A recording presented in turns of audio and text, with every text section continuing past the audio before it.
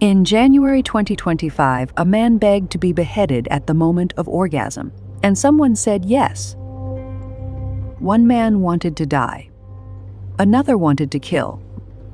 This is one of the most disturbing and unprecedented crimes of the 21st century, a consensual murder turned commercial snuff film. This case involves extreme graphic violence, cannibalism, and severe mental health crises.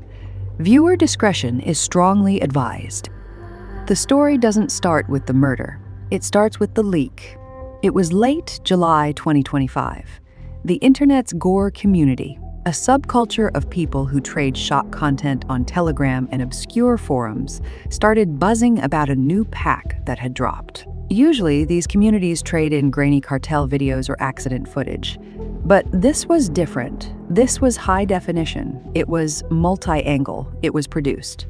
The pack contained 11 videos and 98 photos. The files were being sold on Chinese-language Telegram channels for anywhere between 89 yuan $13 USD for basic access to around $28 USD for the premium stuff. The footage showed a man naked, lying on a tiled floor in what looked like a bathroom or a kitchen. He's masturbating. He seems calm, even excited. Standing over him is a large, stocky figure wearing an Adidas tracksuit and a cheap Guy Fawkes mask. You know, the V for Vendetta mask that Anonymous uses. The videos were titled things like Rehearsal and The Execution. In Rehearsal, we see the masked man gently placing a meat cleaver against the victim's neck. They aren't fighting, they're practicing. At one point, the masked man actually hugs the victim. It looks bizarrely intimate, like a coach reassuring an athlete before a big game. But then comes the second video, The Execution. The victim is on the floor, head on a wooden cutting board. He reaches climax, and in that exact moment, with practiced, methodical brutalism, the masked man swings the cleaver, 3 to 5 strikes.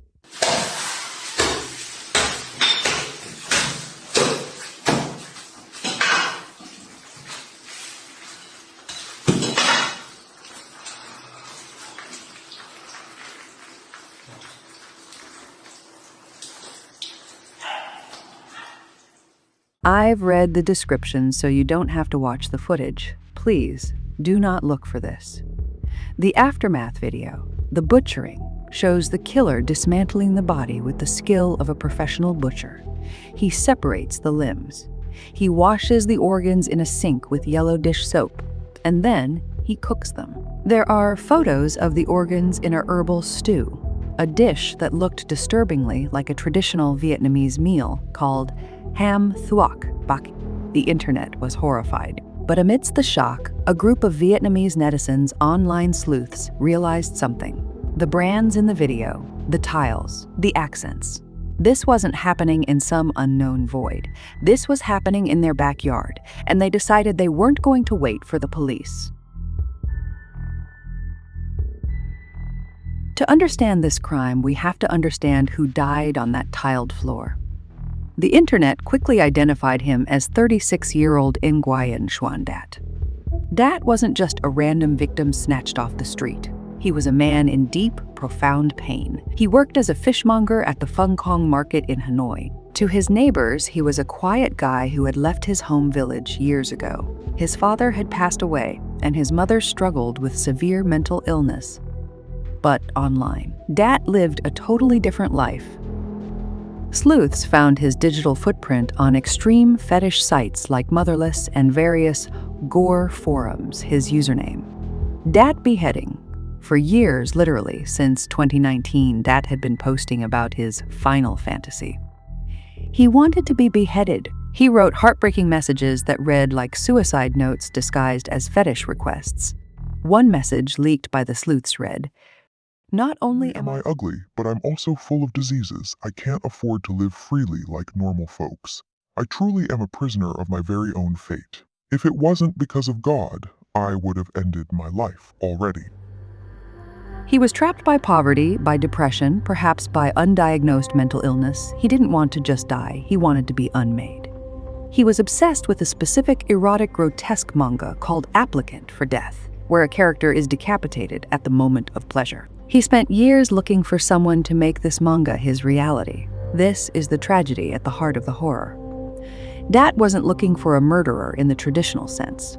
He was looking for a savior, someone to end his pain in the only way his twisted fantasy could rationalize. And in the dark corners of the internet, if you scream into the void long enough, eventually something screams back.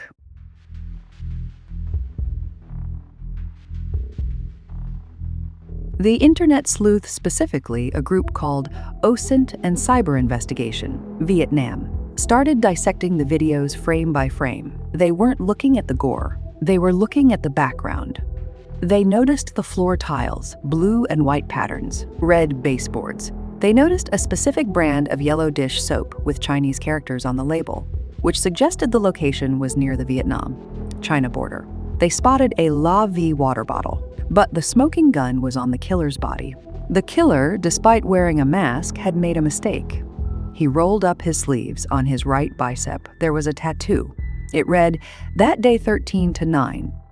Sleuth scoured social media for anyone in northern Vietnam with that tattoo. They also noted his physical traits: stocky build, receding hairline, a distinct birthmark near his armpit, and another circular one on his shin.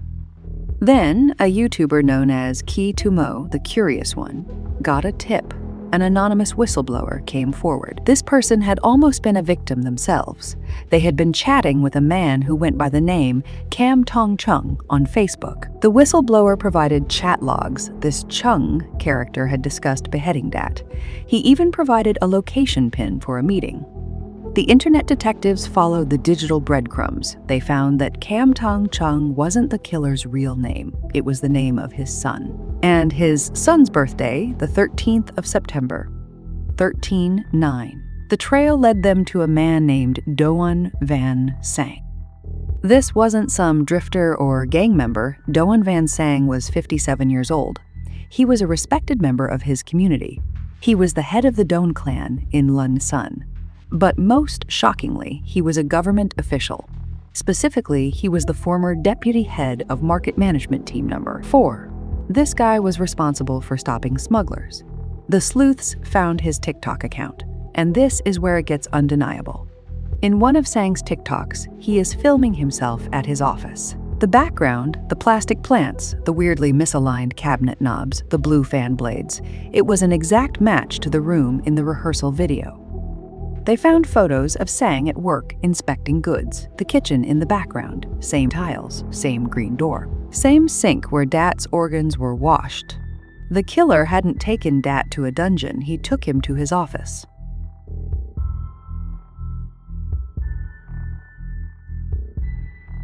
By November 2025, the netizens had compiled everything into an 106-page document. It had everything the tattoo matches, the birthmark analysis, the geolocation of the office, the chat logs. They released it to the public. It went viral instantly.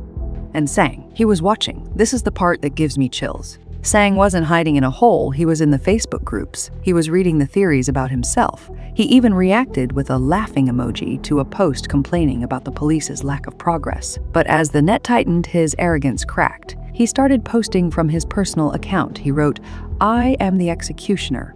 Who can catch me? Let me tell you straight.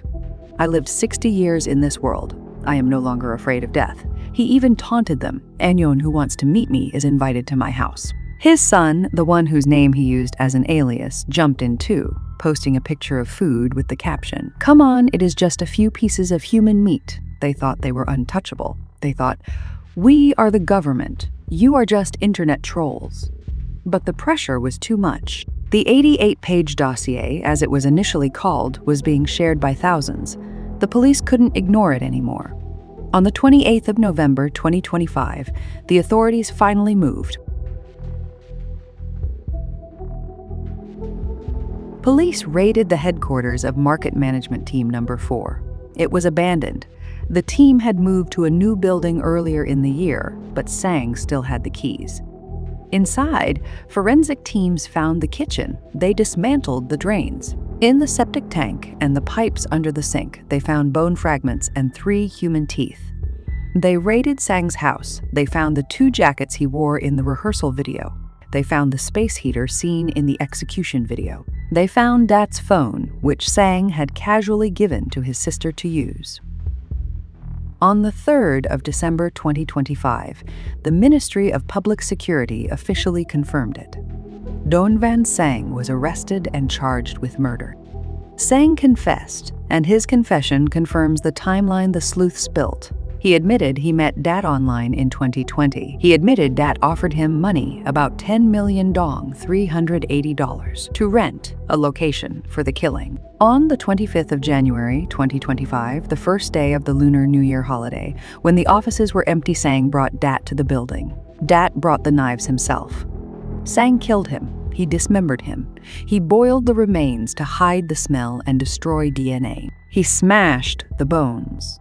He fed some parts to his dogs and threw the rest in trash bins around the city. So, case closed, right? The bad guy is in jail. The victim is, resting, hopefully. But there is one loose end we need to pull on.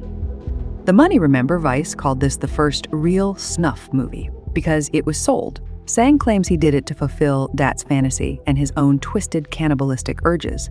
But we know these videos were sold on Chinese dark web forums for profit. We know there were packages. We know there was a pricing tier. This implies Sang wasn't just a lone psycho. He was a content creator. He was supplying a market. The investigation revealed links to Chinese language groups with tens of thousands of members. The admin of one group boasted about selling videos of dumping corpses, body dismembering. Executions, Sang might be behind bars, but the network that distributed his work, that is still very much active. This case leaves us with a lot of uncomfortable questions. First, about consent. Dat wanted this. He begged for it for years, but the law and morality is clear. You cannot consent to murder. Dat was a vulnerable, mentally ill man living in poverty. He needed a doctor, a therapist, a social worker. Instead, he found a predator who saw him as a prop for a snuff film. Sang didn't help Dat, he exploited him. Second, about the internet. The same internet that allowed Dat to find his killer is the same internet that caught him.